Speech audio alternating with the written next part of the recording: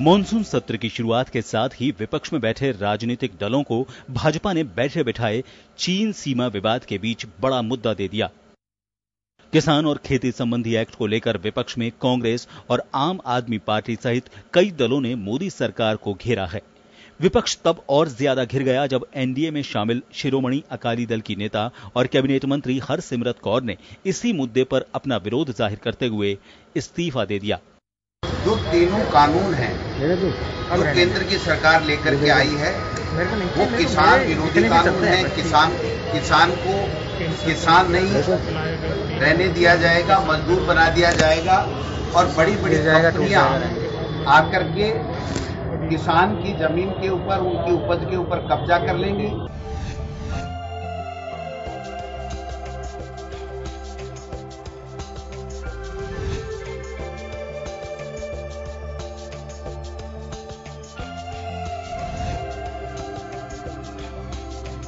कांग्रेस ने किसानों का पक्ष लेते हुए कहा कि ये बिल किसानों के हित में नहीं है और किसानों की इस लड़ाई में हमेशा वो किसानों की आवाज उठाते रहेंगे।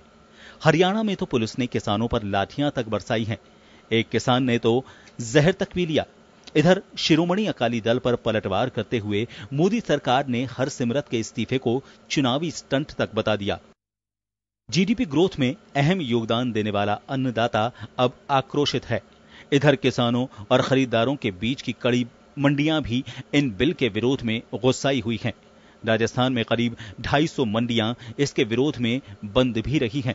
इन सारे हालात के बीच में विपक्ष का बड़ा सवाल यह है कि आखिर इन बिल पर बिना बहस कराए इन्हें जल्दबाजी में क्यों पारित कराया गया। विपक्ष का यह भी आरोप है कि यह जल्दबाजी साबित करती है कि भाजपा सरकार अन्नदाता नहीं बल्कि अमीरों के साथ है। ब्यूरो रिपोर्ट, जन टीवी, जयपुर।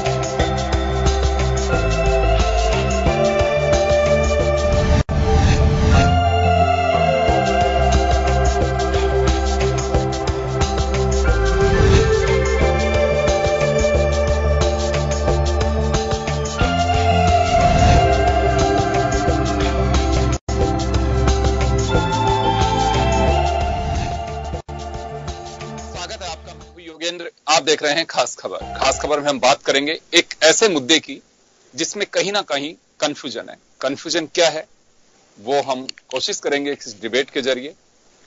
अगर पार्लियामेंट में भी कायदे से तो कंफ्यूजन दूर होना चाहिए, लेकिन एक तबका ये कहता है कि कृषि बिल जो सरकार लेके आ रही है उसमें माफियाज को पनपा दिया जाएगा, पूंजीपतियों को एक तरह से एकाधिकार दे दिया जाएगा और जो आम किसान है, गरीब है, उसके लिए बड़ी मुश्किल का दौर होगा।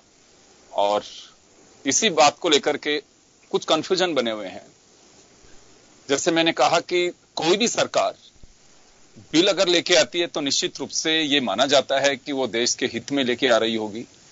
अगर कहीं विरोध है तो सरकारों की ड्यूटी बनती है कि ये डायलॉग तोड़ा नहीं जाना चाहिए, ये गैप जो है इसे पूरा किया जाना चाहिए। व्यापारी जो मंडियों से जुड़े हुए हैं वो स्ट्राइक पे हैं, किसान स्ट्राइक पे है, कई जगह पे हिंसक आंदोलन भी शुरू हो गए हैं। आखिर वजह क्या है, तो इसी को लेकर हम चर्चा करेंगे। हमारे साथ राजस्थान खाद्य पदार्थ व्यापार संघ के चेयरमैन बाबूलाल गुप्ता साहब जुड़े हुए हैं, किसान नेता रामपाल जी जाट साहब हमारे साथ जुड़े हुए हैं, अखिल भारतीय किसान महासभा के ज्वाइंट सेक्रेटरी संजय माधव जी हमारे साथ में हैं, कांग्रेस विचारक वरुण पुरोहित जी हमारे साथ हैं और भाजपा नेता पंकज जोशी जी हमारे साथ हैं। सभी का स्वागत है। मैं बाबूलाल जी आपके पास आना चाहूंगा। प्रदेश की 247 मंडियां आप लोगों ने बंद की हैं। किसान का विरोध समझ में आ रहा है, लेकिन बीजेपी का यह कहना है कि व्यापारी अभी भी किसान को एक जो ये लगातार एक बात सामने निकल करके आ रही है कि आड़तिये या बिचौलियों को हम फ्री करना चाहते हैं, लेकिन कुछ लोगों के साथ मिलकर के ये परंपरा तोड़ी नहीं देनी जानी चाहते। इससे किसान का जो नुकसान है वो लंबे समय से जो चल रहा है उसे बरकरार रखा जाना चाहते हैं। हम चाहते हैं कि 2022 तक किसान की आमदनी दुगनी हो, उसका इंफ्रास्ट्रक्चर बढ़े, उसकी पीढ़ी जो आने वाली है उसको एहसास हो कि हाँ किसानी में भी कुछ है, ताकि मैं किसान भी बन सकूं। ये बीजेपी का दावा है। तो आखिर विरोध किस जगह पे है? देखिए, सीधी सीधी बात है कि ये कहते हैं कि हम अभी मैं सुन रहा था कि व्यापारियों को भी सुरक्षित रखना चाहते थे, परंतु मैं सीधी सीधी बात कह रहा हूं कि 3 बार मेरे ख्याल से लाल किले से और अपने कई सारे भाषणों में माननीय प्रधानमंत्री जी ने कहा कि हम बिचौलियों को समाप्त करना चाहते हैं और बिचौलियों को खत्म करके और किसान को हम अधिक मूल्य दिलाना चाहते हैं। पहली बात तो ये है कि अच्छी बात थी कि हम भामाशाह हैं, शाह हैं, साहूकार हैं, सेठ हैं। अब हमको परिभाषित कर दिया बिचौलिए, अच्छी उपाधि दे दी हमको। अब बिचौलिया क्या है? नर और नारी जो बीच का है वो बिचौलिया। तो ऐसी जो स्थिति हमारी पैदा की है इस समय, और फिर ये कहते हैं कि साहब मंडियों में बैठ करके अगर व्यापारी काम करे तो मंडियों में बैठ के करेगा व्यापारी तो काम। आड़तिया कहाँ जाएगा? आड़त करता है तो मंडियों में बैठेगा, और मंडियों में अगर बैठता है तो उसको तो मंडी टैक्स भी देना पड़ेगा, विकास शुल्क भी देना पड़ेगा, कृषि कल्याण फीस भी देनी पड़ेगी, और अगर किसी भी तरह की और सेस है तो वो भी देने पड़ेंगे। और अगर बाहर काम करता है, अब देखिए हम अगर काम करते हैं तो हमारी गारंटी लेता है कृषि मंडी का सेक्रेटरी। अगर कोई भी झगड़ा होता है तो तुरंत सुलझा देता है, और किसान से कोई विवाद होता है तो तुरंत खत्म हो जाता है। अब राजा ये वहां बाहर बैठे करके किसको कौन कर सकता है काम? पान होल्डर कर सकता है, पेन होल्डर। कहां तक काम कर सकता है? यहाँ पूरे प्रदेश में कर सकता है, प्रदेश के बाहर भी कर सकता है, एक्सपोर्ट भी कर सकता है। तो ये जो सुविधाएं की बात की है, किसको सुविधा दे रहे हैं? ये किसान के प्रतिनिधि आपके सामने बैठे हुए, ये सब अपनी बात कहेंगे, परंतु मैं सीधी सी बात ये कहता हूँ कि प्रतिस्पर्धा हमें यहाँ सामान बिकता है, आता है आदमी लेकर के, और 10 आदमी, 50 आदमी, 20 आदमी बोली लगाते हैं, बोली लगा करके फिर व्यवस्था होती है। और अगर ये कानून जो अभी इन्होंने बनाया है, कृषि उत्पाद और वाणिज्य व्यापार जो भी है, अगर इसको मानते हैं, मानना पड़ेगा, कानून बना दिया, तो सीधी सी बात है कि फिर किसान मंडियां तो हो जाएंगी बर्बाद। मंडियों में इतना टैक्स देकर के कोई माल विक्रय हो नहीं सकता, क्रय हो नहीं सकता।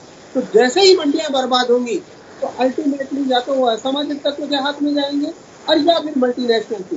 तो इनकी जो सीधी सीधी सोच थी कि ज्यादा इन्वेस्टमेंट आए, तो ज्यादा इन्वेस्टमेंट तो वही बड़े बड़े आदमी कर सकते हैं, और वो बड़े बड़े कौन हैं? वो मल्टीनेशनल्स हैं, आपके बहुराष्ट्रीय कंपनियां हैं। अब स्वदेशी जो व्यापार करने वाले हैं उनको तो कर दिया खत्म इस कानून ने। और जो बहुराष्ट्रीय कंपनियां या विदेश से और पूरे व्यापार करने वाले हैं बहुराष्ट्रीय, वो सब इससे खत्म होगी। इस तरह से ये कुल मिलाकर के पहला कानून है। दूसरे में आप आज इस पर चर्चा कर लेंगे, क्योंकि अभी दो और तीन कानून और हैं। मैं वापस आऊंगा, इस व्यापारी को खत्म करेंगे। वापस आऊंगा आपके पास में। रामपाल जी के पास जाना चाहूंगा। रामपाल जी, जो एक विवाद है, आपको लगता है कि पूरा का पूरा जो कानून आ रहा है वो ही किसान के खिलाफ है, व्यापारी के खिलाफ है, या कुछ ऐसा है कि उसमें हाँ अच्छी पॉजिटिव चीज ये भी है, लेकिन ये जो क्लॉज बने हुए हैं इसको लेकर के हम लोगों का विरोध है? योगेंद्र जी, कोई भी कानून ऐसा नहीं होता जिसमें कोई भी प्रोविजन अच्छा नहीं, और कोई कानून ऐसा नहीं होता जिससे सारे प्रोविजन खोटे हो। देखा जाता है कानून का इंपैक्ट क्या होगा, तो उसका परिणाम क्या होगा, उसकी परिणति कैसी होगी, इस पर निर्भर करता है कानून कैसा बना, इसके पैरामीटर तय करना जी। इसका आधार पर हम चले तो ये कानून विदेशी निवेशकों को रिझाने के लिए, विदेशी निवेश आकर्षित करने के लिए, विदेशी निवेशकों को केंद्र बिंदु में रखते हुए बनाया गया है। तो जिनके लिए कानून बनाया जाएगा उनका ही तो हित करेगा। उनके हित के लिए यदि सरकार कहे कि हमने विदेशी निवेश आकर्षित करने के लिए कानून बनाया है तो गिर जाए, और गिरने से बचने के लिए सबसे अच्छा तरीका हर सरकार को ये लगता है कि किसान का भला का कहो। तो इसलिए जब 1991 में उदारीकरण आया तो उस समय भी जो सरकार थी उसने कहा हम तो उदारीकरण इसलिए ला रहे हैं कि इससे किसान माला माल हो जाएगा। और जब WTO में हम एंटर होने वाले थे उसका विरोध हुआ तो भी कहा गया देश में, अरे भाई किसानों को उनकी उपजों के अच्छे दाम मिले, इसलिए हम तो WTO में एंटर हो रहे हैं। तो जो भी कानून आएगा उसमें ढाल के रूप में किसान का उपयोग किया जाएगा। यह अब तक ट्रेंड चला है, उसी ट्रेंड पे अभी हमारी सरकार चल रही है। इसलिए हम तो कहना चाहेंगे यदि किसान को वो उचित कीमत दिलाना चाहते हैं, किसान की खुशहाली चाहते हैं। आज ही मैं किशनगढ़ मंडी, बगरू मंडी में जाकर आया हूं, मूंग बिक रहा है योगेंद्र जी 45 रुपए क्विंटल, और उसका न्यूनतम समर्थन मूल्य है लगभग 7200 रुपए क्विंटल, यानी एक क्विंटल पर 27 रुपए का घाटा है। और हमारा माननीय प्रधानमंत्री जी लगातार बोल रहे हैं हम MSP शुरू रखेंगे। ऐसे MSP हमारे किस काम की जिस पर खरीद ही नहीं हो। तो हम ये कह रहे हैं कि आप न्यूनतम समर्थन मूल्य पर खरीद की गारंटी का कानून लाओ ना भाई, जिससे किसान खुशहाल हो जाए। और हम केवल कह ही नहीं रहे, हमने इनका प्रारूप बना के दिया। 2014 में लोकसभा ने उसको सर्वसम्मत रूप से विचारार्थ स्वीकार किया। 6 वर्ष बीत गए, यही माननीय प्रधानमंत्री जी है, यही सरकार है, अब तक तो उसमें कोई पहल की नहीं। यदि ये किसान वापस आ रहा हूं रामपाल जी, वापस आ रहा हूं आपके पास में। पंकज जोशी जी आपके पास आना चाहूंगा। पंकज जी आप मुझे सुन पा रहे हैं?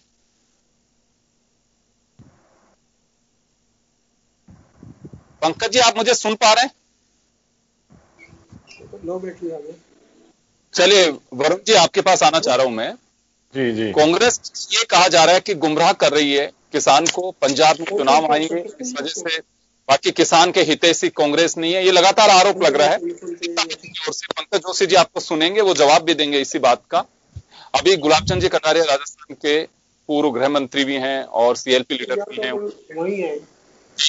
पंकज जी अगर आप जुड़ चुके हैं तो मैं पहले आपके पास आना चाहूंगा, फिर वरुण जी के पास में जाऊंगा। अभी बाबूलाल जी गुप्ता ने और किसान नेता रामपाल जी जा, ये गैर राजनीतिक लोग हैं। इन दोनों को आपने सुना भी होगा, नहीं भी तो मैं बता देता हूं। बिल पूरी तरह से कोई भी खराब नहीं होता, लेकिन जहां आशंकाएं होती हैं वो सरकार को दूर करनी चाहिए कि विरोध क्यों है। अभी जैसे कहा गया है कि मल्टीनेशनल कंपनी आएंगी, MSP की प्रधानमंत्री जी ने आज भी कल भी अपील की है कि MSP खत्म नहीं हो रहा है, MSP खत्म नहीं होगा। इसमें जो विरोध करके 2 चीजों को लेकर के विरोध है जो मैं समझ पा रहा हूं। एक विरोध तो यह है कि अगर किसी के साथ कोई भी किसी तरह की चीटिंग होती है, अगर कंपनियां उसके हित की बात नहीं करती हैं और अपना हित सोचती हैं, जिसमें लगता है कि किसान के साथ अन्याय हो रहा है, तो उसकी अपील आप कोर्ट में नहीं कर सकते, आप सीधे प्रशासनिक अधिकारी के पास करेंगे, उपखंड अधिकारी के पास कर सकते हैं, जिला कलेक्टर के पास कर सकते हैं। न्यायिक अपील को खारिज किया इसमें जो आरोप लग रहा है। मैंने पूरा बिल नहीं पढ़ा, लेकिन जो समझ में आ रही है चीजें, एक दूसरी ये है कि एमएसपी पे खरीद के लिए अगर सरकार पूरी तरह से नहीं खरीद पा रही है तो बहुराष्ट्रीय कंपनियां जो वास्तव में किसान के हित की सोच रही हैं, उन्हें बाध्य क्यों नहीं किया जा रहा? ये बिल में नहीं है कि बहुराष्ट्रीय कंपनियां किसान के सरकार के द्वारा निर्धारित एमएसपी पे खरीद करेंगी। ये इनकी ये डिमांड है, दो बड़ी डिमांड है। तो मुझे लगता है कि इस पे सरकार क्यों नहीं क्लियर करना चाहती? जी पंकज जी। देखिए, मैं कह रहा हूं कि बिल्कुल रामपाल जाट साहब ने बिल्कुल जो है वाजिब क्वेश्चन उठाया, बिल्कुल किसानों के हित की बात की है, बिल्कुल बात ठीक है ये। देखिए, लेकिन मैं आपको बता दूं, कल जो है खुद जो है मिस्टर रूपाला जी ने अपनी प्रेस कॉन्फ्रेंस में उनको बताया था, जब प्रेस नोट जारी किया तो उन्होंने कहा था दो बड़ी चीज है। पहली जो चीज होगी वो किसान के होंगे और दो प्रतिनिधि जो होंगे वो कंपनी के होंगे, और दोनों प्रतिनिधि की जो बात होगी उसमें जो है वो सेटलमेंट करेंगे। और सेटलमेंट करने के बाद यदि उस सेटलमेंट से कोई भी पक्ष यदि जो है राजी नहीं होता है या डिसएग्रीड करता है तो वो उपखंड अधिकारी एसडीएम के यहाँ जो है पहली अपील में जाएगा, जो कि न्यायिक उसमें होगी। जैसा कि बेसिकली आज की डेट में रेवेन्यू एक्ट में पहली अपील, कोई भी यदि एग्रीकल्चर से संबंधित कोई भी झगड़ा है, स्वामित्व से संबंधित कोई भी झगड़ा है, तो पहली जो है वो एसडीएम के पास है कि नहीं है। जब स्वामित्व की बात की एसडीएम में, तो वहां भी जो है प्राइस के लिए एसडीएम किया जाएगा। और एसडीएम को क्लियर कट कहा गया है, एक्ट में पावर दी गई है कि एसडीएम जो है किसान के हित के लिए यदि कंपनी की तरफ से कोई बात होगी तो किसान केवल और केवल जो बुआई कर रहा है वो केवल और केवल जो कंपनी ने खर्चा किया है, कंपनी ने जो बीज प्रोवाइड किया है और कंपनी ने जो इनपुट प्रोवाइड किया है, उससे ज्यादा की वसूली नहीं कर सकता किसी भी हालत में। उससे ऊपर यदि ऑर्डर दिया गया तो वो नल एंड वॉइड होगा। क्लियर कट उसके अंदर जो है बिल्कुल जो है ये उस बिल के अंदर है। दूसरी बात यह है कि लेकिन दूसरी साइड यदि कंपनी ने कोई अपने कॉन्ट्रैक्ट को ब्रीच किया है, कॉन्ट्रैक्ट को तोड़ा है, तो उसमें जो है जो फसल की रेट तय हुई है, जो चाहिए उसमें 2.5 गुना तक पेनल्टी जो है लगाई जाएगी। और उस पेनल्टी को जो है राज्य सरकारें अपने पास नहीं रखेंगी। उस पेनल्टी का भुगतान जो है वो किसान को किया जाएगा, जिसने उत्पादन किया है उसको किया जाएगा। पहली बात तो इसमें कहीं नहीं है। और उसके बाद जो अपीलें लगातार हैं, जो चीजें उसके बाद हैं, जो चीजें एग्रीड हैं उनसे भी एग्रीड हैं, तो जो प्रोसीजर हैं वो प्रोसीजर अगले जो आज वर्तमान में है वो प्रोसीजर एप्लीकेबल होंगे। कहीं इन प्रोसीजर में प्रॉब्लम नहीं है, पहली बात। दूसरी बात जो सबसे बड़ी चीज आपने कहा है कि एमएसपी प्राइसेस की जहां तक बात है, वो केवल 22 चीजों की एमएसपी प्राइसेस हैं, 22 चीजों की है, जो भी बेसिकली क्वालिटी वाइज नहीं है। 22 चीजों की एमएसपी प्राइस है, वो जो है कहीं भी जो है वो जो है उनमें विशेषता नहीं है कि यदि गेहूं की क्वालिटी अच्छी होगी तो अच्छा प्राइस मिलेगा और यदि कम हो तो कम मिलेगा। तो एमएसपी की प्राइस तो जहां पर है वहां फिक्स है, उसमें कहीं भी बेच सकता है। किसान को ये ऑप्शन है, किसान की ये भी नहीं है, किसान चाहे तो एग्रीमेंट करे चाहे तो नहीं करे। और यदि वो एग्रीमेंट करना चाहता है तो रेट जो है वो जो एमएसपी प्राइसेस हैं उससे नीचे नहीं करे। इसमें भी बाकायदा प्रावधान है कि उससे नीचे जो है वो एग्रीमेंट नहीं करे, वो उसको पंकज जी एक बार रोकना चाहूंगा। आपने कहा कि सारे प्रावधान है, मैं तो एक बात कह रहा हूं कि रेवेन्यू कोर्ट उपखंड अधिकारी तहसीलदार के यहां से भी शुरू होती है, ठीक है आप करिए, लेकिन आपने कहा कि ये रेवेन्यू में है पहले से, लेकिन सर रेवेन्यू में ये भी है, अगर कहीं पे कोई ब्रेक करता है, किसी के साथ चीटिंग होती है, वो क्रिमिनल ऑफेंस है। अभी बैठे हुए हमारे साथ में वरुण पुरोहित जी लॉयर भी हैं और रामपाल जी खुद वकील। नहीं सर एक सेकंड मेरा, मैं आप ही से जवाब लूंगा, एक बार सुन लीजिए आप मेरी बात। ऐसी अपील दीवानी की बात समझ में बैठती है, रेवेन्यू कोर्ट में रेवेन्यू भी दीवानी और ये इस तरह के जो क्रिमिनल केसेज हैं ये आप अदालत में जाते हैं। अगर किसी के साथ में कोई ठगी करता है तो उसको राइट क्यों नहीं मिलना चाहिए कि वो न्यायिक अदालत में जा सकता उसकी अपील करने के लिए? ऐसे सरकार भी क्यों चाहती है कि न्यायिक अपील की राइट नहीं देना चाहती? एक बात। दूसरी बात, अभी आपने कहा कि चाहे तो एमएसपी से कम नहीं बेच सकता। सब सरकार केवल आपको कटघरे में नहीं खड़ा कर रहा, देश के हर राज्य की सरकार और मुल्क की सारी सरकारें पिछले 20 साल से एमएसपी करे जा रही हैं। 6% से ज्यादा खरीद नहीं होती एमएसपी पे। आप उन कंपनियों को बाध्य करिए ना एक्ट के जरिए कि अगर खरीदोगी तो एमएसपी से नीचे नहीं होगी। ये कहां उस बिल के अंदर? यही तो मांग है इन लोगों की, मूल किसान की मांग तो यही है उस पर सरकार घुमाई जा रही है कि नहीं एमएसपी को नहीं खत्म कर रहे हैं। ये तो ये भी मान रहे हैं कि एमएसपी खत्म नहीं कर रहे हैं। आप लोगों ने बाजरा की कीमत, बात सही है कि आपने एकदम से जंप दिया 700 रुपए का। सर बाजरे की खरीद कितनी हुई है, कितनी खरीद हो रही है बाजरे की? अभी रामपाल जी ने कहा कि 2700 रुपए कम के अंदर मूंग बेचा जा रहा है। आप लोगों ने 7284 रुपए उसकी खरीद रेट तय कर रखी है एमएसपी में, 4500 रुपए में बिक रहा है। आप अगर सुधारना चाहते हैं तो ये बात क्यों नहीं कर रहे कि बहुराष्ट्रीय कंपनियां हो चाहे हमारे कोई भी व्यापारी हो, इस एमएसपी जो सरकार ने तय कर दी उससे नीचे नहीं खरीद होगी। यही तो डिमांड है इन लोगों की। उस बात को इतने चक्कर लगवाए जा रहे हैं। ये क्या सीधा सवाल है किसान का, दो चीजें चाहिए हमें अगर हमारे साथ में गुनाह हुआ। सर मैं एक छोटा सा उदाहरण देना चाहूंगा, अभी समय हालांकि डाइवर्ट हो जाएगा। मुझे एक बात बता दीजिए, यहां पहले टावर कोई भी लग रहा था बाकायदा उसका टैक्स लगता था। मुकेश अंबानी जी ने जियो के माध्यम से सरकार के साथ एग्रीमेंट किया कि हम जहां पे भी लगाएंगे फ्लड लाइटें लगाएंगे। किया होगा आपको बहुत अच्छे से ध्यान, आपकी सरकार थी वसुंधरा जी के टाइम की बात बता रहा हूं मैं। ये कितने जियो के टावर सड़कों के बीच में लगे और कितने में फ्लड लाइट लगी हो, मुझे एक बता दीजिए कि हाँ देखिए साहब क्या चकाचौंध लाइट हो रही है। मुझे एक उदाहरण दे दीजिए, कल फोटो खींच के बता देना आप। ये होते हैं एग्रीमेंट सरकारों के और बड़ी कंपनियों के बीच के। कहां किसान रोता फिरेगा? ये तकलीफ इन लोगों को इस बात की है, जब इतने इतने बड़े इंफ्रास्ट्रक्चर में आप कुछ नहीं बिगाड़ सकते। सरकारों के नियम कायदे एग्रीमेंट फाइलों में भी नहीं मिलते कि कब एग्रीमेंट और कहां चला जाता है। पुलिस खड़ी होकर के ऑब्जेक्शन में, जिसको एक तरफ तो कहा जाता है जब आप अपोजिशन में होते हैं कि कैंसर की भट्टियां लगाई जा रही हैं, और जैसे सरकार में आते हैं कि हम फ्लड लाइटें लगाएंगे, पुलिस के 5 लोग वहां खड़े होकर के टावर लगवा दिए सारे। बिगाड़ लीजिए आप, कुछ है किसी में ताकत?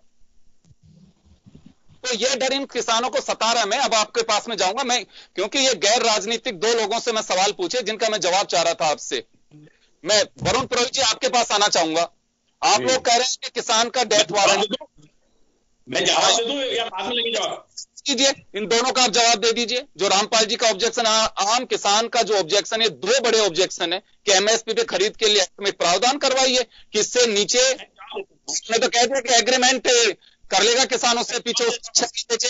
आज भी किसान की तो इच्छा है कि एमएसपी से नीचे नहीं बेचूं, लेकिन उसकी मजबूरी है, उसकी बेटी की शादी करनी है, बच्चे की फीस भरनी है। अगर वो मूंग नहीं बेचेगा तो घर का काम कैसे चलेगा उसका? आप तो कह देंगे कि उसकी इच्छा थी जिस वजह से 4500 में मूंग बेच के आ गया।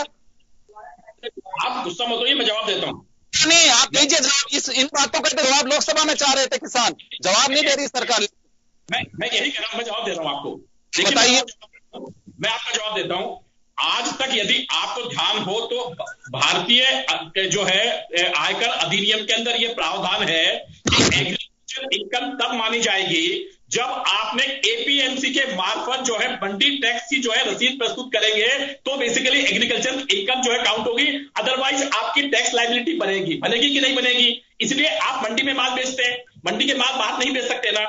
अब मैं कह रहा हूं कोई चीज यदि ऑप्शन दिया जाता है, कोई माल का ऑप्शन दिया जाता है, कोई आपको कंपनी थोड़ी है कि आप बेचिए, लेकिन ये कह रहा हूं ऑप्शन दिया जाता है कि आप माल ले सकते हैं। मेरी इच्छा यदि आज मैं कंपनियां माल बेच रही है ना, जब आज वेंडर्स कहीं भी कोई बनाता है, मैन्युफैक्चरिंग करता है, वो सीधा जो है यदि मारुति को बेचना चाहे तो मारुति को बेच दे, हुंडई को बेचना चाहे तो हुंडई को बेच दे, और यदि वो किसी और को बेचना चाहे तो किसी को बेच दे। जाने की बात नहीं, बहुत सिंपल सा सवाल है, बहुत ही सिंपल सा सवाल। रामपाल जी के मुंह से कहलवा देता हूं मैं आपको, इनका बहुत बड़ा ऑब्जेक्शन नहीं है। आप तो सही कह रहे हैं कि इनके सामने खुला मार्केट ओपन है, किसी पे दबाव नहीं है कि आप इससे नीचे बेचिए, बिल्कुल सही कह रहे हैं, आज भी वही स्थिति है। सर अब मैं यही कह रहा हूं कि सरकार ने एमएसपी में बाजरा तय कर दिया 2000 से भी, लेकिन सर आप खरीद नहीं रहे ना, संकट तो यही है। तो अगर वो कंपनियां जिनको, सर मेरी बात तो सुनिए, जिन कंपनियों को आप कह रहे हैं कि किसान के हित में आना चाहती है, एक्ट में सिर्फ यही तो चाह रहे हैं ये कि उन कंपनियों को बाध्य किया जाए, इससे नीचे की खरीद बिल्कुल नहीं होगी, आपको एमएसपी पे खरीदना ही होगा, यही तो चाह रहे हैं ये। मैं यही कह रहा हूं आपको कि यदि अभी जो है किसान से सीधा माल परचेज करते हैं तो वो जो माल बेचा गया है बिना यदि मंडी के माल बेचा गया है तो उसको एग्रीकल्चर इनकम की छूट नहीं मिलती है, इसलिए उसकी मजबूरी है कि उसको एपीएमसी में जाना पड़ता है। आज जो है मैं कह रहा हूं किसान जो है और ये इनकम देखिए मैं कह रहा हूं खरीदा नहीं जा रहा, सरकार खरीद नहीं रही। चलिए मैं एक बार वरुण जी आपके पास में बाद में आऊंगा, नहीं तो फिर पॉलिटिकल रंग चढ़ जाएगा। अभी आपने सुना नहीं रामपाल जी आपने सुना अभी जोशी साहब को पंकज जोशी जी आपको टैक्स नहीं बने, किसान इस वजह से मंडी के बाहर माल बेच रहा है। आपने सुना होगा पंकज जी को, चार्टर्ड अकाउंटेंट रामपाल जी बताएंगे क्या बताएंगे किसान बेच रहा मंडी में माल। भारत सरकार ने 2 सर्वे कराए।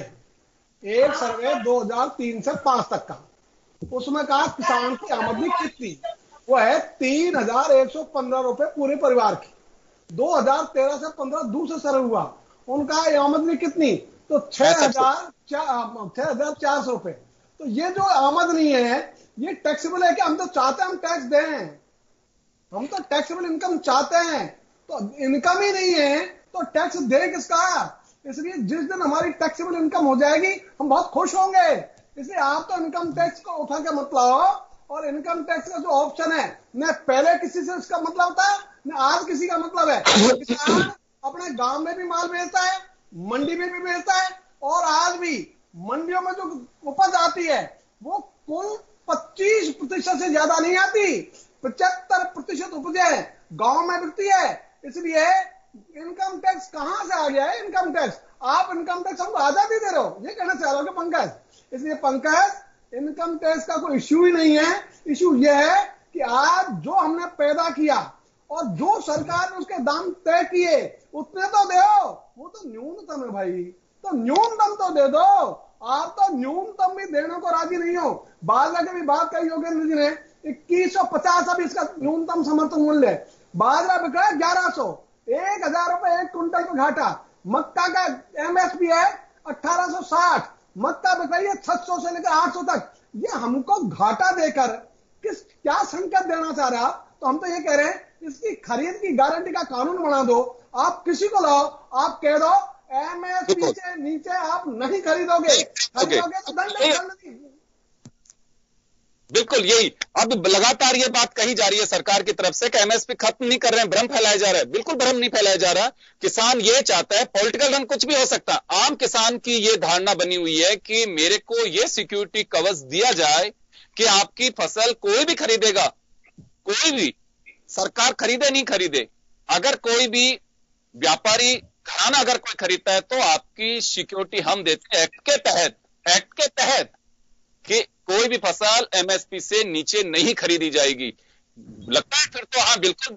लेकिन ये एमएसपी जब मंडियों के अंदर के बाबूलाल जी गुप्ता सवाल खड़ा कर चुके, मंडियों की पोजीशन को लेकर के कितना माल जा रहा है रामपाल जी बता चुके। तो ये जब स्थितियां बनी हुई हैं तो आप इच्छा और अनिच्छा क्या हो गई साहब। रामपाल जी को तो अभी पैसे चाहिए, फसल का इंतजार था कि बच्चे के कपड़े भी सिलवाने, बच्चों की मैरिज भी करनी है, घर की लाइबिलिटीज भी देनी है, और अब मेरी फसल आएगी। जब खरीदने के लिए है ही नहीं स्थिति, आप खरीद नहीं रहे हो तो कहीं तो उसको बेचना पड़ेगा। वो औने पौने दामों में मजबूरी बस बेचना पड़ रहा है किसान को। आप उसको वो सिक्योरिटी दीजिए। कौन बिल को खराब बता रहा है? पॉलिटिकल बातें अलग हो सकती हैं, लेकिन जो मूल किसान है उसकी धारणा तो समझिए। मैंने आपको बहुत बेहतर उदाहरण दिया जियो का कि टावर किस तरह से लगे हैं। यहां पे ये कहा गया था कि फ्लड लाइटें लगाएंगे। एक टावर पे कोई बता दे मुझे कि देखिए फ्लड लाइटें चमक रही हैं, देख लीजिए आप, कोई बता दीजिए। ये पोजिशन है कि मैं बताता हूं, बता दीजिए, इसके बता दीजिए। हाँ, जिसका पे अगर जियो मुझे बिल्कुल बता दीजिए सर, बिल्कुल बता दीजिए कि फ्लड लाइट। योगेंद्र जी मैं बताता हूं आपको, पंकज जी के बाद मैं जल्द लौट रहा हूं, एक छोटे से ब्रेक।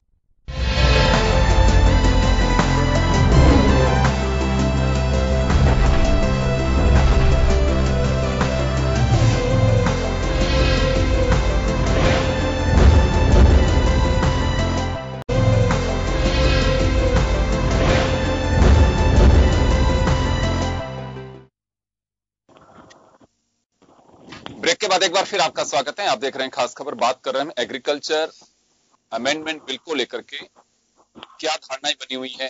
राजनीतिक पार्टी क्यों किसान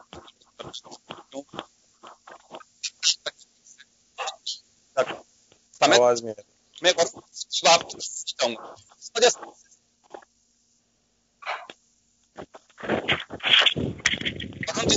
रही है अब तक। अब आई है लेकिन बीच में डिस्टरबेंस आ रहा है, समझ में नहीं आ रहा है। चलो क्लियर हो जाएगा। आ गया। ये है सरकार का साथ दावा है। आपने सुना होगा प्रधानमंत्री से लेके राजनाथ सिंह जी, एग्रीकल्चर मिनिस्टर, सब ने कहा कि इतने सालों तक किसान की आर्थिक स्थिति सुधारने के लिए जो कदम उठाए जाने चाहिए वो नहीं उठाए गए, और जो सरकार उठा रही है तो किसान और व्यापारी को भ्रमित किया जा रहा है। तो ये भ्रम फैलाया जा रहा है। योगेंद्र जी, ये जो एनडीए की सरकार है, नो डेटा अलायंस सरकार है, सारे डेटा छुपा रही है, पार्लियामेंट में डेटा बताना नहीं चाह रही किसी भी चीज के। अब किस पे विश्वास करोगे, ये तो आप खुद देख लीजिए। इतनी जल्दबाजी क्या थी जो तीनों एक्ट में लाए, अमेंडमेंट भी कर रहे हैं एसेंशियल कमोडिटीज एक्ट में। इतनी कोरोना काल में इतनी क्या जल्दबाजी हो रही थी जी, इनको फटाफट उसको पास कराना चाह रहे थे। किसान कम्युनिटी पूरे देश की सबसे बड़ी कम्युनिटी है, किसान, डेयरी फार्मिंग और टेक्सटाइल, पूरा हिंदुस्तान इससे कवर होता है। आप इसको पार्लियामेंट में चाहे 4 दिन चलते, 5 दिन चलते, 8 दिन चलते, सारा डिस्कशन करते, सेलेक्ट कमेटी को देते, उसकी सिफारिशें आती, किसान संगठनों से बात करते, संवाद करते, चाहे महीना लग जाता, उसके बाद लाते। आपको इतनी क्या जल्दबाजी हो रही थी? आपकी जो कंपनी सरकार है, कॉर्पोरेट सरकार है, ये किसानों को वापस ब्लैक एंड व्हाइट पिक्चर आती थी ना पहले, वैसा करने के लिए तैयार हो गई है। मतलब ये बताइए, टू द पॉइंट आइए। वरुण जी डाउट कहां पे वो बता दीजिए, पंकज जी से जवाब दिलवा। डाउट आपको हाँ ये है कि जो किसान की हालत खराब कर देगा। भाई किसान की हालत तो खराब कैसे नहीं करेगा? एसेंशियल कमोडिटीज एक्ट में से अनाज, तिलहन सब आप बाहर कर रहे हो, तो काला बाजारी भंडारण पे से आपने रोक हटा दी। अब भंडारण करेगा चाहे जितनी करेगा, जितना स्टॉक करेगा उसकी क्लियर आप क्या करोगे? काला बाजारी कैसे रोकोगे? वो रेट्स अपनी मनमानी चाहेगा वैसी अपनाएगा। अब हिंदुस्तान में 80% मार्जिनल छोटे लघु उद्योग, लघु किसान है, किसी के पास आधी बीघा, पौन बीघा, 1 बीघा, जिस परिवार में 2 बीघा होता है उसमें अगर हिस्से होते हैं तो चौथा बीघा कितने बिस्वा आता है उनके हिस्से में, वो कहां जाएगा बेचने? कृषि उपज मंडियों का जो स्ट्रक्चर हमारा बनाया गया था वो सोशलिस्टिक आइडियोलॉजी के लिए बनाया गया। अभी तो शुरू से ही राइट विंग है, पूंजीवाद को बढ़ावा देना है इनको, तो एक प्रोपोगंडा रच करके और पूंजीवादी व्यवस्था लागू करना चाहते हैं। अब एमएसपी पे कहते हैं साहब ठीक है गारंटी डाल रहे हैं, उसमें आप सेंटेंस डाल एमएसपी के गारंटेड मूल्य लेना पड़ेगा जिसको लेकर, पर वो नहीं डालना चाह रहे, उस पर अधर्मिता है, क्योंकि कॉर्पोरेट्स को फायदा करना है, कंपनियों को कंपनी सरकार चलानी है। अब आप जुडिशियल बात आप भी कर रहे थे, जुडिशियल फोरम के अभी इन्होंने कहा साहब एसडीएम के पास जाती है अपील, अरे भाई उसके बाद कलेक्टर के पास जाती है, रेवेन्यू बोर्ड होता है, रेवेन्यू बोर्ड में भी अगर आपको नहीं समझ आता आप रिट कर सकते हो, हाई कोर्ट में, सुप्रीम कोर्ट जा सकते हो। यहाँ तो कलेक्टर के बाद छुट्टी 30 दिन का प्रोविजन है, उसके बाद खत्म। किसान छोटा किसान है, मान लीजिए बिहार, तो पहली बात तो लॉजिस्टिक ही नहीं है, छोटा किसान कहां 10 क्विंटल 5 क्विंटल 10 बोरी बेचने जाएगा बिहार, तमिलनाडु, और वहां चला भी जाएगा तो उसके साथ जो होगा उसका क्या कर लोगे आप? वो वहां के जो कलेक्टर एसडीएम है वो तो सरकारी होते हैं, सरकारी तंत्र है, जुडिशियल तंत्र थोड़ी है जो उसको निष्पक्ष न्याय मिल जाएगा, बेचारा लौट के बुद्धू घर को आ जाएगा। ये सब चीजें आप 80% किसानों के साथ क्या करना चाह रहे हो? कृषि उपज मंडियों का जो स्ट्रक्चर था वो खत्म हो जाएगा, जब टैक्सेस नहीं देगा बाहर अभी नहीं बेच सकता है, खूब बेच सकता है गांव में, मैं भी मेरे खेत में बाहर बेच देता हूं, उसका कोई वो रोक थोड़ी है कि भाई आप बोरियां नहीं बेच सकते हो आपकी किसान आपकी उपज की। तो ये सब चीजें जो है इनको बिल्कुल ध्यान नहीं है, बिल्कुल ये पता नहीं इनको क्या हो गया है, इनको ऊपर जाके भगवान को भी जवाब देना, हिंदुवाद करते हो, हमारे यहाँ तो संस्कार है। चलिए आप बोलते हो तो ऊपर जाके जवाब, समय कम है, मुद्दे पे आना चाहेंगे। मैं संजय माधव जी आप बता रहा हूँ, बिहार में यही लगाया था मॉडल 2006 में, क्या हाल हो गया किसान का? ये 50 साल पुराना यूएसए का मॉडल है जो वहां फेल हो गया, उसको आप भारत में लागू करना चाहते हो। चलिए पंकज जी आऊंगा आपके पास में, संजय माधव जी भी एक सवाल करेंगे तो फिर दोनों का साथ में जवाब दे दीजिएगा। संजय माधव जी आपके पास आना चाहूंगा, विरोध किस जगह पे है?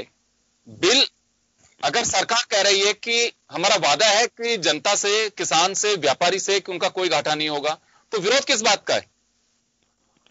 इस सरकार के कहने को, सरकार की 2 आवाज है योगेंद्र जी। एक तो सरकार है, प्रधानमंत्री बोल रहे हैं, 6 मंत्री बोले कल। एक सरकार की मंत्री हरसिमरनजीत कौर बादल जो इस्तीफा दे के गई हैं वो बोली, उन्होंने ये कहा कि मंडियां बंद हो जाएंगी, न्यूनतम समर्थन मूल्य बंद हो जाएगा। ये सब वो उनके सरकार की हिस्सा थी कल तक, आज वो बाहर होकर वो ये बोल रही है।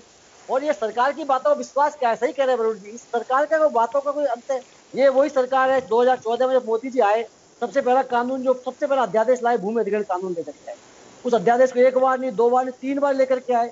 आखिरकार किसानों को सड़कों पर उतरना पड़ा, और जब किसान आंदोलन इतना बड़ा हो गया तब मजबूरी में बिहार चुनाव भी आ गए तो इनको वो अध्यादेश वापस। ये सरकार किसानों की दुश्मन सरकार है, इसका उद्देश्य है किसानों की, अभी ये जमीन छीनने का दूसरा तरीका है, अभी खेती को बर्बाद कर दो, इस प्रकार के कानून लाओ कि किसान बर्बाद होकर खेती छोड़ दे। संजय जी एक बात जानना चाहूंगा, किसान को बर्बाद करने से, जमीन को बर्बाद करने से सरकार को फायदा क्या होगा बताइए, क्यों सरकार ऐसा करेगी?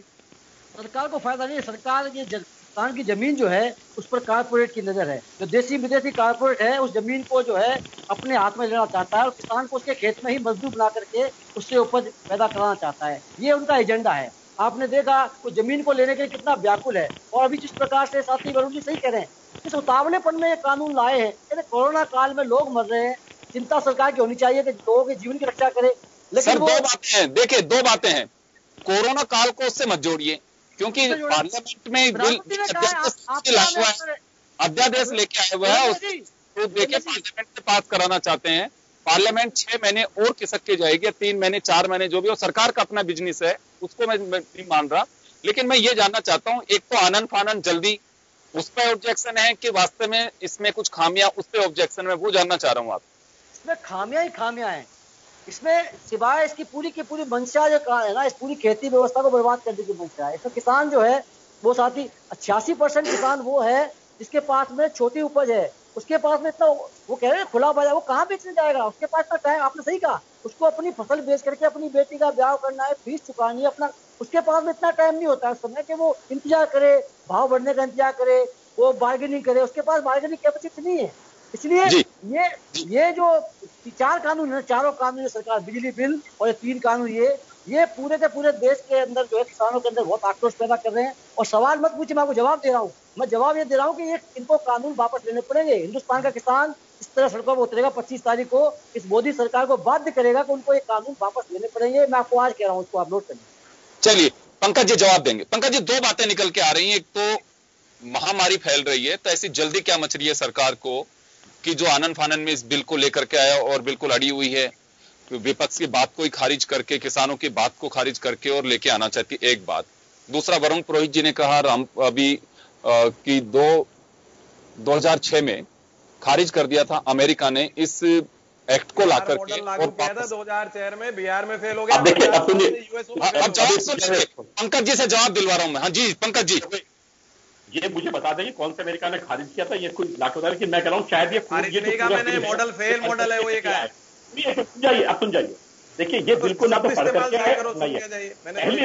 पहली बात उन्होंने कहा कि जो व्यक्ति माल बेचने तमिलनाडु जाएगा वो जाएगा। देखिए पहली बात यह है कि जो है एग्रीमेंट करने के लिए जो आदमी जिस किसान से आएगा उसका जो केस दर्ज होगा, जहां किसान रहता है, जहां किसान उपज पैदा करता है वहां लगेगा, जहां बेचने जाता है वहां नहीं लगेगा। अरे उपकरण भी वही लगाएगा, उपकरण भी वही देगा किसान को। फिर क्या करोगे आप? आपका डाउट वापस लेके आऊं सर, डाउट होगा तो वापस लेके आ रहा हूं। पंकज जी की बात तो सुन लीजिए, कोई डाउट होगा वापस मौका दूंगा, बस पंकज जी को बोल लेने दीजिए। इसमें 2 बिल हैं, दोनों बिल हैं। मैं देखिए बहुत आदरणीय रामपाल जाट साहब की जो आपत्ति है, बिल्कुल देखिए किसान के हित के अंदर जो चीजें हैं, बहुत सारी चीजें ऐसी हैं जो निश्चित रूप से जो है किसान को क्लियर भी होनी चाहिए, बात भी होनी चाहिए। मैं बहुत बिल्कुल देख रहा हूं। लेकिन जो लोगों ने बिल नहीं पढ़ा, जिन लोगों को बिल नहीं पढ़ने के बाद करेंगे साहब, इन चीजों का है। दूसरा, आपने कहा कि जो 2 बातें हैं, एक है इसमें कॉन्ट्रैक्ट फार्मिंग, एक है इसमें एपीएमसी।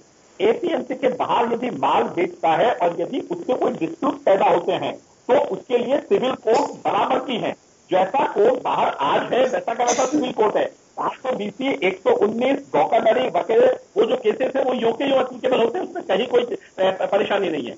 तीसरा प्रश्न आपने पूछा था कि बिल्कुल आपने बहुत अच्छा मुद्दा उठाया था कि जिन लोगों ने रिलायंस जियो से जो है ये कॉन्टेक्ट किए थे, वहां जो फ्लड लाइट की बात थी, आपने बहुत अच्छा मुद्दा उठाया था। कम से कम इस उदाहरण के मार्फत ही हो। देखिए 2018 में आपने पूछा कि भाई कहां लगी हुई है।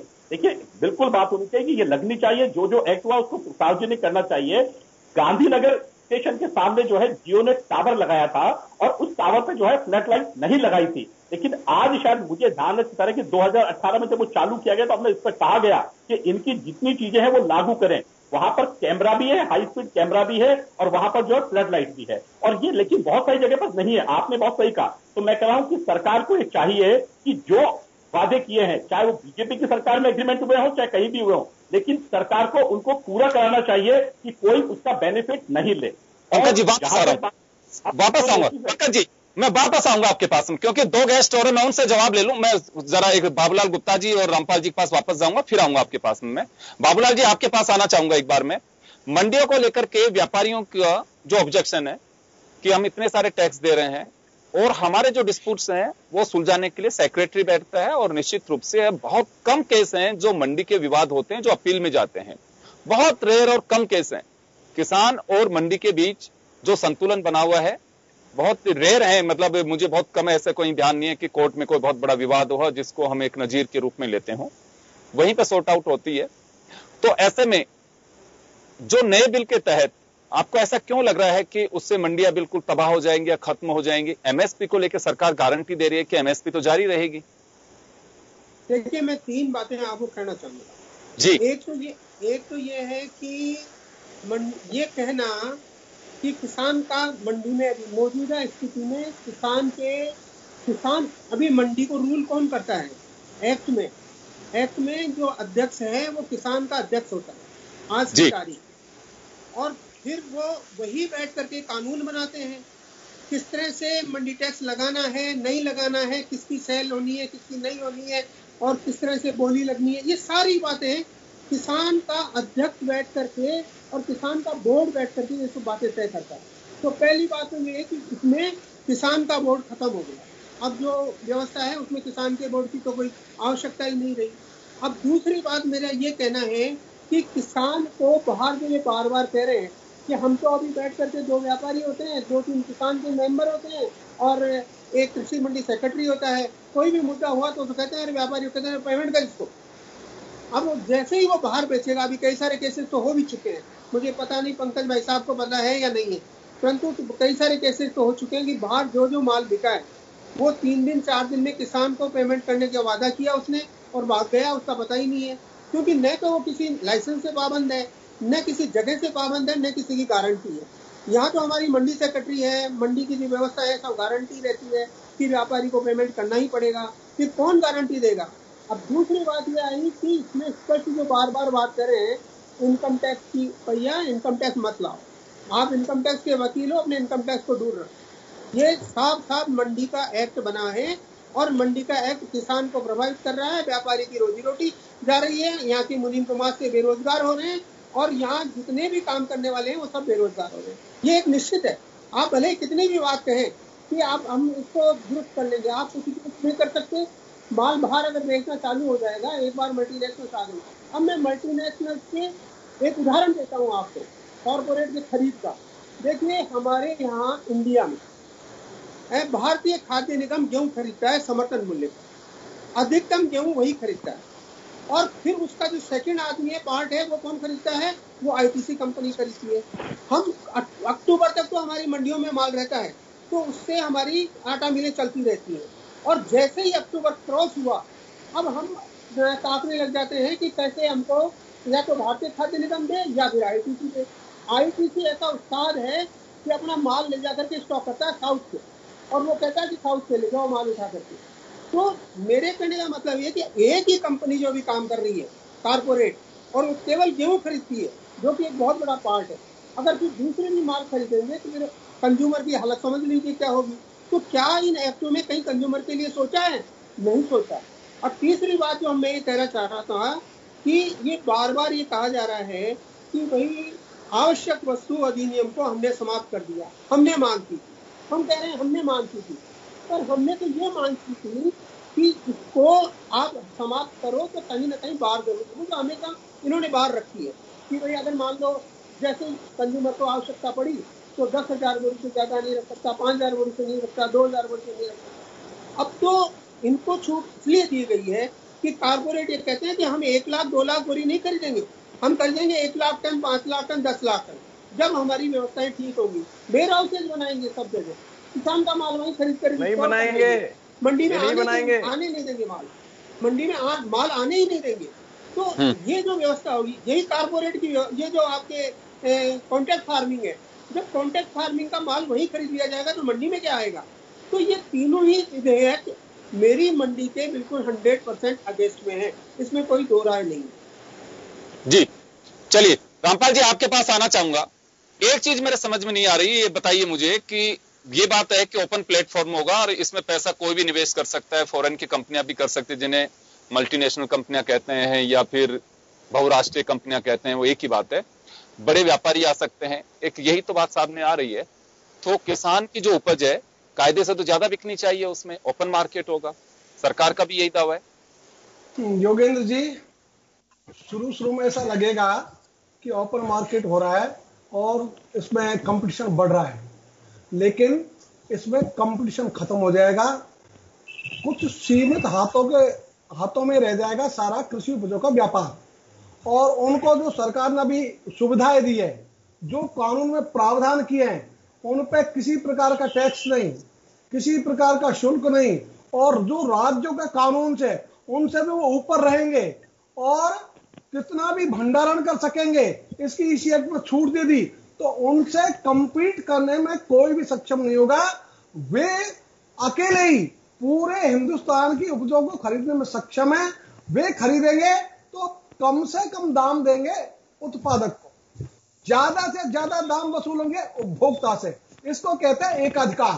तो उनका कृषि उपजों के व्यापार पर एकाधिकार हो जाएगा। इस आशंका को समेटने के लिए इस पूरे सारे अध्यादेशों में कोई प्रावधान है ही नहीं। तो चेक एंड बैलेंस, ये तो प्रावधान होने चाहिए थे, वो इसके लिए नहीं है कि, और हमने तो जी पंकज जी से जवाब दिलवा रहा हूं क्योंकि समय कम है, मुझे फिर वरुण जी को और संजय माधव जी को भी लेना है। पंकज जी, आपने डाउट सुना रामपाल जी का भी और बाबूलाल जी का भी, ये गैर राजनीतिक लोग हैं, मैं इन पे आपसे चाहूंगा इनके जवाब। दो चीज देखो, मैं आपको बताता हूं आपको। आलू जो है अभी ये एक्ट एप्लीकेबल नहीं है, और इन्होंने कहा कि मंडी के अंदर होता है।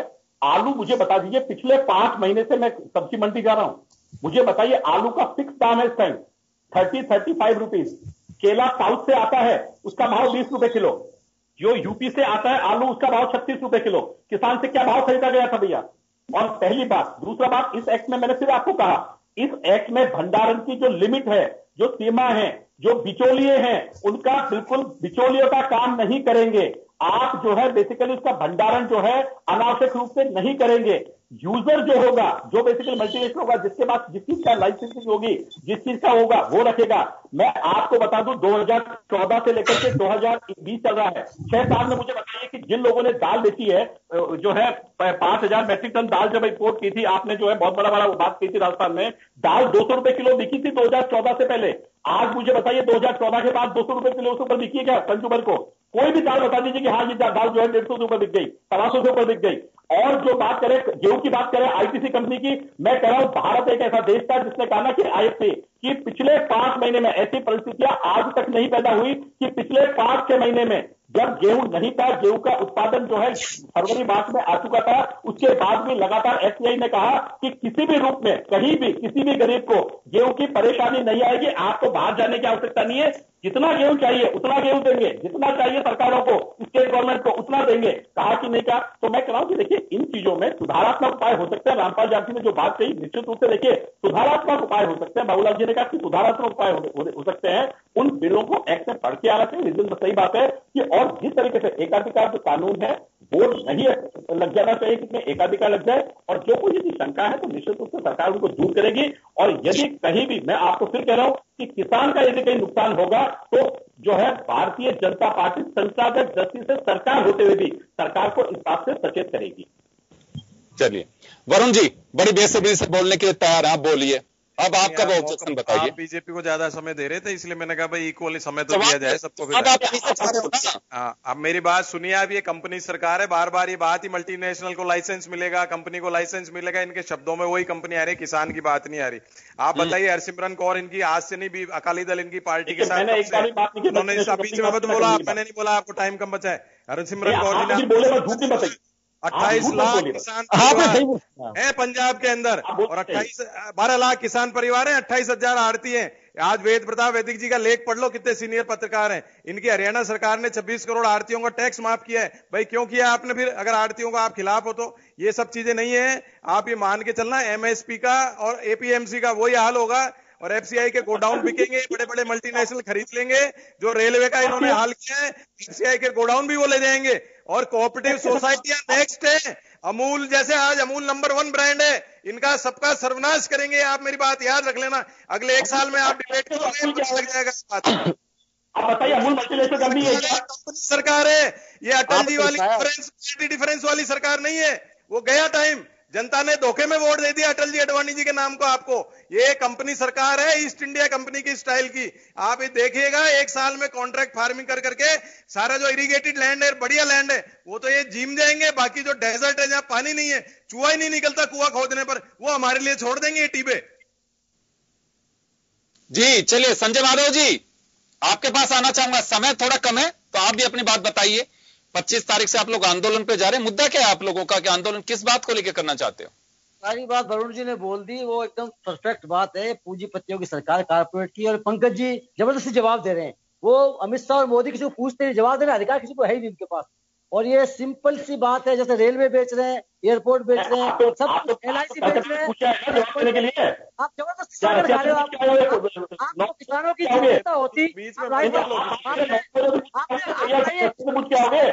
एग्रीकल्चर राज्य का विषय है, इसी राज्य सरकार से सलाह की आपने, किसी विशेषज्ञ से बात की आपने, अभी किसानों की बात कर रहे हो आप। राय करने की बात पहले पास करोगे फिर राय करोगे। आपने रामपाल जी को बुलाया होता, किसान नेताओं को बुलाया होता, किसी विशेषज्ञ को बुलाया होता।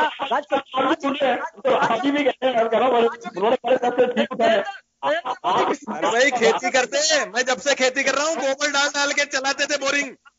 हो गया खेती विशेषज्ञ, नरेंद्र मोदी हो खेती विशेषज्ञ, गोबर डालते थे बोरिंग चलाने के लिए मशीनें। आप चैनल पे आकर झूठ बोलते हैं। आपको 25 तारीख को उसके बाद किसान दिखाएगा, जवाब देंगे, सड़कों पर निकलेंगे आपसे। चलिए मैं समझ जाऊंगा, बहुमत के बदले क्यों समय कम है, नीतियों को रोकना चाहूंगा। चलिए जो डाउट्स हैं, मैं भी पार्लियामेंट तो नहीं है, लेकिन हमने कोशिश की है कि वास्तव में सरकार क्या कहना चाहती है। आम किसान व्यापारी, राज्यसभा टीवी म्यूट कर दिया था इन्होंने। कोशिश की है कि एक प्लेटफॉर्म हम आप लोगों को दे सके। आप